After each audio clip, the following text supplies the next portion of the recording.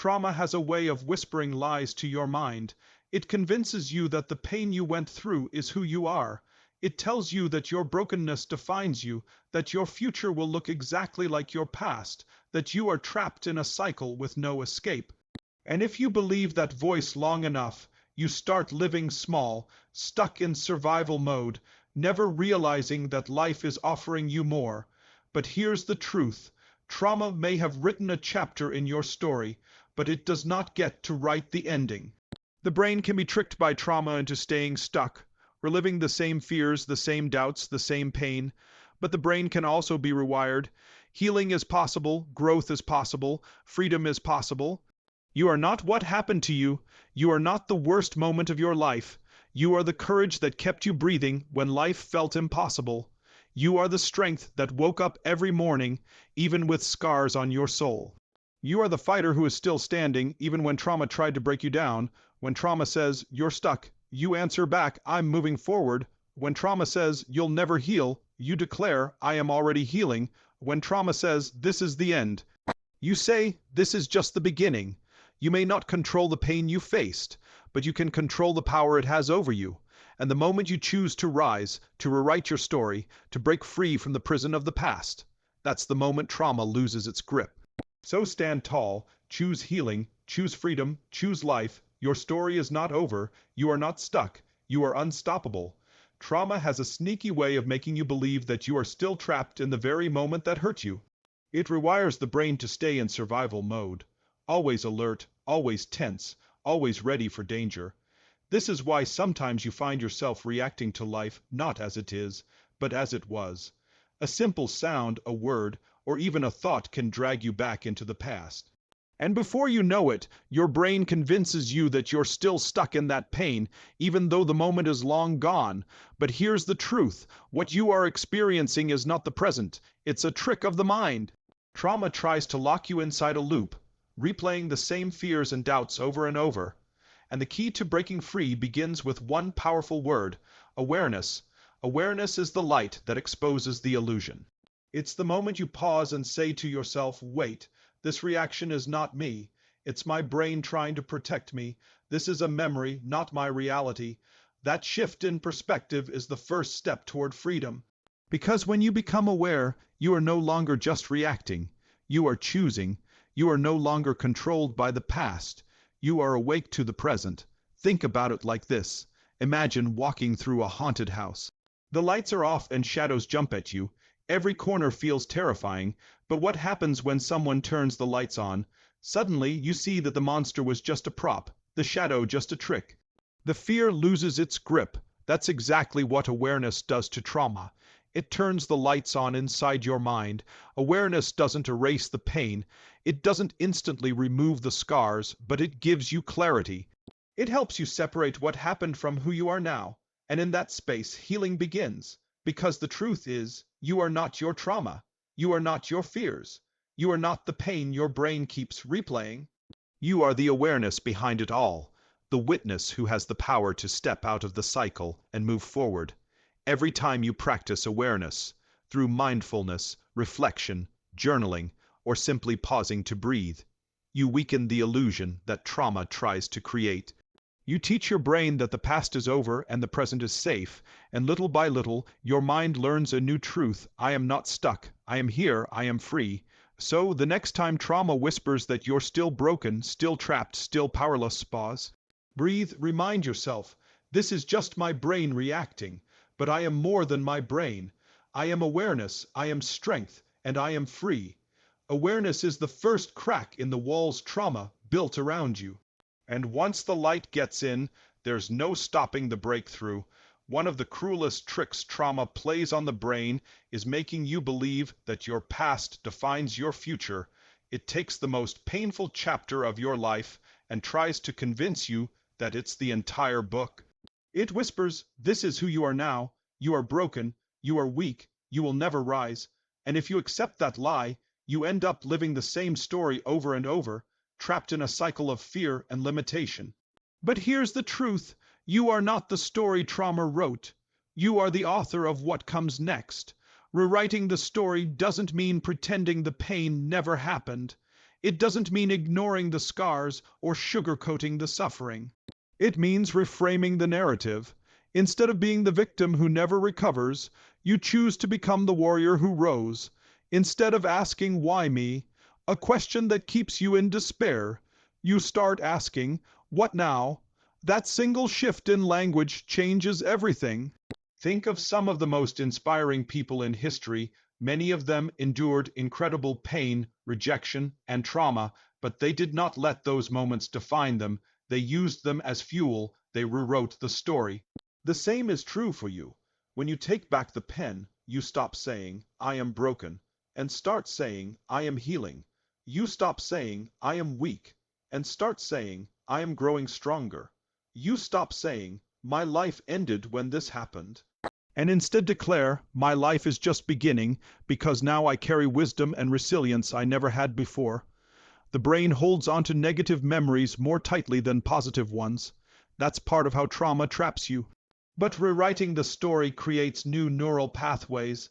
Every time you choose empowering language, every time you focus on growth instead of loss, every time you choose courage over fear, you are literally teaching your brain a new way of thinking. You are training your mind to believe in possibility again. Of course, rewriting the story isn't always easy.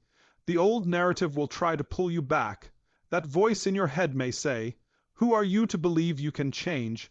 Who are you to think you're worthy of more?" And in that moment, you have to remind yourself, "I am the author here. I decide how this story goes." So pick up the pen. Refuse to let trauma be the final chapter. Write a story of courage, of growth, of rising stronger than before. Write a story where your scars are not signs of weakness but marks of survival. Write a story where your pain becomes your power, because no matter what happened to you, you still have the power to choose what happens next. And once you decide to rewrite the story, trauma no longer owns you. You own your life. Fire when you've been through trauma. The idea of healing can feel overwhelming. The mountain looks too high, the journey feels too long, and sometimes you wonder if freedom is even possible. That's another trick trauma plays on the brain. It convinces you that unless you take giant leaps, you're not making progress at all. And because of that belief, many people stay stuck, waiting for one big breakthrough that never comes. But here's the truth. Healing is not about giant leaps. It's about small wins. The brain thrives on progress, not perfection. Every little step you take, every small act of courage, every moment you choose hope over despair matters. These small wins may not look powerful at first, but together they rewire your brain. They teach your mind a new reality. I am not stuck. I am moving forward. Think about it like this. When a child learns to walk, they don't run a marathon on day one. They wobble, stumble, fall, and get back up. And every step, no matter how small, is a victory. Over time, those tiny, imperfect steps lead to strength, confidence, and eventually, full freedom of movement. Healing from trauma works the same way. Maybe your small win today is just getting out of bed when your mind told you not to. Maybe it's choosing to journal for 5 minutes instead of shutting down. Maybe it's reaching out to a friend when you feel like isolating. Or maybe it's as simple as pausing to breathe deeply when your brain tries to spiral into old fears. These may feel small, but they are monumental because they're proof that you are no longer letting trauma control every move. You are choosing differently. The beauty of small wins is that they create momentum. One small choice leads to another. One brave step opens the door for the next. And soon the little things begin to add up, forming a foundation of resilience. Progress becomes visible. The brain starts to learn, I am not powerless. I can change. I can heal. And here's the key. You don't need to do everything at once. In fact, trying to fix it all immediately is just another trap. True transformation comes from consistent, small actions, stacked day after day. It's not about moving fast, it's about moving forward. So stop underestimating the small wins, celebrate them, honor them, because each one is proof of your courage, each one is evidence that you're no longer stuck. Each one is a brick in the foundation of your new life. Trauma may have tried to hold you down, but every small win proves that you're rising. And when you keep stacking these wins, no matter how tiny, they will lead to something extraordinary, the unstoppable momentum of healing, growth, and freedom. Trauma's greatest trick is not just the pain it leaves behind, it's the lie it plants deep inside your mind: you are powerless. It convinces you that because something terrible happened, you no longer have control over your life, your choices, or your future. And if you believe that lie, you stay stuck, living as if the trauma still owns you. But here's the truth: you may not have chosen what happened to you, but you get to choose what happens next. Your power was never destroyed. It was only hidden beneath the weight of fear, shame, and pain. And the moment you decide to reclaim it, everything begins to change. Reclaiming your power does not mean pretending the trauma never happened.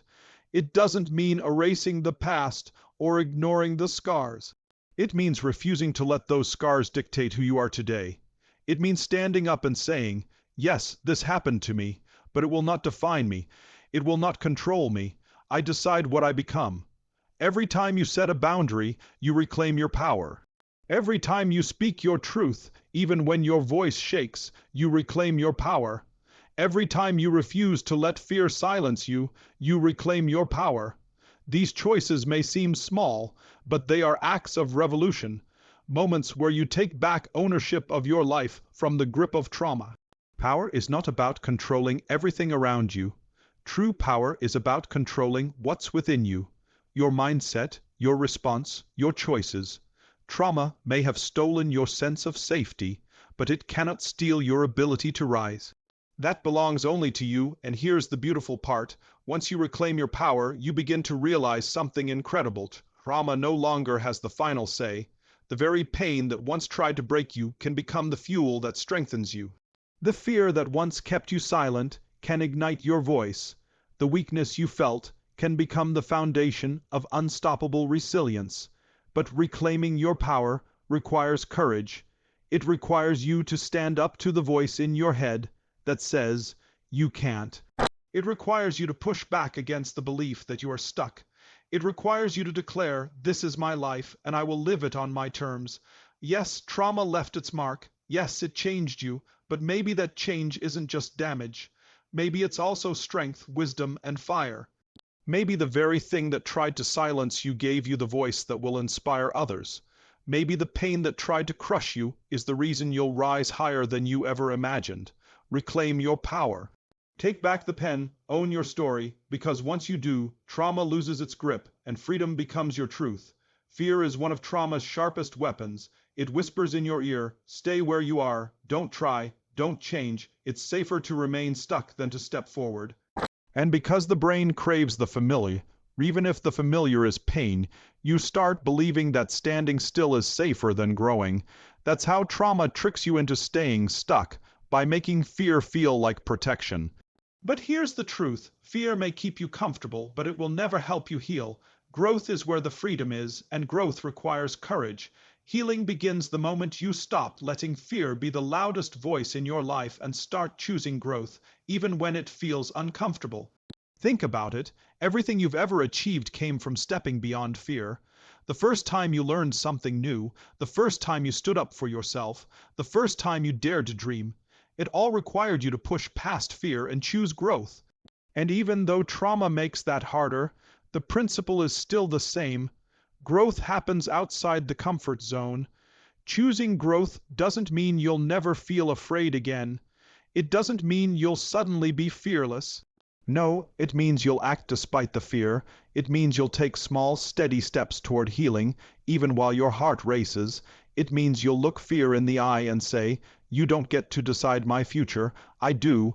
And here's the beauty: every time you choose growth, the fear loses its grip. The brain starts to learn that new experiences don't always mean danger. They can mean possibility, hope, and joy. The more you practice stepping into growth, the more your courage expands. Maybe growth for you means finally speaking to someone about your pain instead of hiding it. Maybe it means setting a boundary you've been too afraid to set. Maybe it means daring to dream again after years of feeling like your future was stolen. Growth looks different for everyone, but the heart of it is the same, choosing to move forward when fear tells you to stay still. And here's the secret. You don't have to take massive leaps. Growth is built in the same way healing is, through small, consistent choices, one step at a time, one brave decision after another. What matters is not how fast you move, but that you keep moving forward. So when fear rises, and it will remember this, you are not your fear, you are the strength that faces it, you are the courage that keeps walking anyway, you are the growth that blooms even in the cracks of pain. Choosing growth over fear is not just about healing, it's about reclaiming your future. It's about proving to yourself that your story doesn't end in trauma, it begins again in triumph.